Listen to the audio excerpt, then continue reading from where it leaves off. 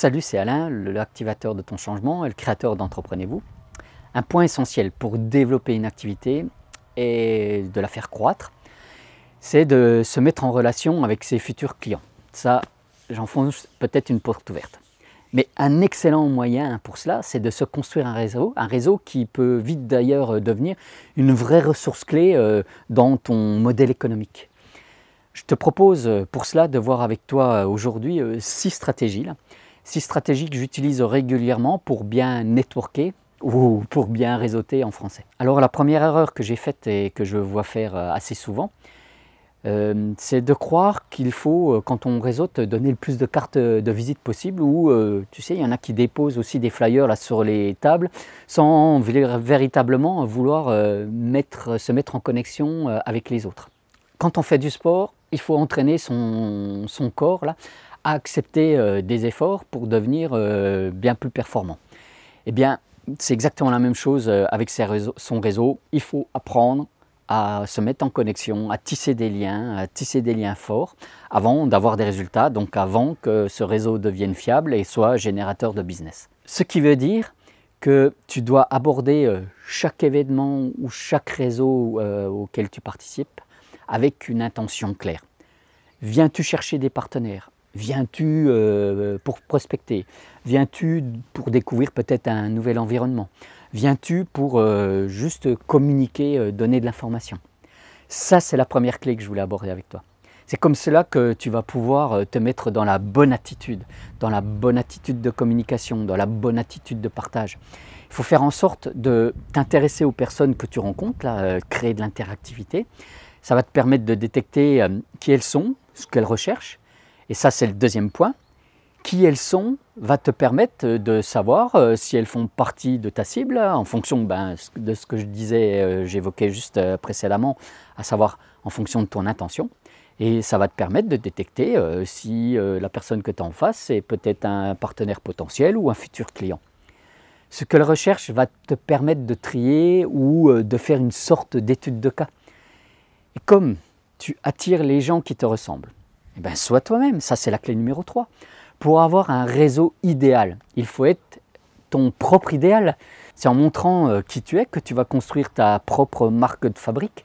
Et comme tu es là pour ouvrir le champ des possibles et surtout étendre ton réseau, surtout ne passe pas trop de temps avec les personnes que tu connais. Au contraire, fais en sorte d'établir un contact avec des personnes que tu n'as jamais vues, que tu n'as jamais rencontrées, que tu ne connais pas. Ça, c'est la clé numéro 4. Et même si cela n'est pas toujours facile, car c'est un fait indéniable pour beaucoup d'entre nous. Et oui, je me mets dans le tas, parce que moi aussi, j'ai des progrès à faire sur le sujet. Oui, pour beaucoup d'entre nous, il est parfois difficile, voire même inconfortable, de causer à un ou une inconnue. Mais en fait, est-ce que c'est si difficile de dire « Bonjour, je suis Alain, vous faites quoi dans la vie ?» D'ailleurs, un très bon point pour initier un échange, c'est de se mettre dans une sorte d'état d'esprit, de dire « Je viens pour donner avant de vouloir recevoir ». Par exemple, ce que j'ai fait personnellement là, le week-end dernier dans un salon, c'est j'étais en train d'échanger avec une personne qui tenait un stand de chocolat. Et à un moment donné, je lui ai demandé quelle est votre plus grande difficulté en ce moment. Voilà, ça a permis d'initier un bel échange et ce type de questions permet d'avoir un double effet qui se coule parce qu'en un, ça va d'abord montrer que tu t'intéresses à la personne avec qui tu es en train d'échanger, avec potentiellement la capacité de lui donner une piste d'aide.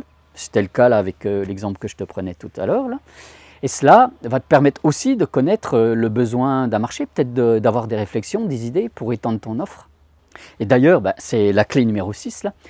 Moi, je cherche personnellement, dans les premiers échanges, non pas à alimenter, on va dire, ma base de données de prospects, là, mais plutôt de permettre aux personnes qui sont en face, comme je le disais tout à l'heure, de donner quelque chose. Et de donner quelque chose, ça peut être donner des interlocuteurs. Tu as peut-être rencontré là, quelques minutes auparavant une personne qui traite exactement le même sujet que ton interlocuteur du moment. Là. Donc ça te permet peut-être de les mettre en connexion. Ou tu peux peut-être avoir dans tes connaissances la compétence ou quelqu'un qui est expert dans la problématique que la personne qui est avec toi là, est en train de t'exposer. C'est comme cela que tu vas te forger un super réseau, quoi.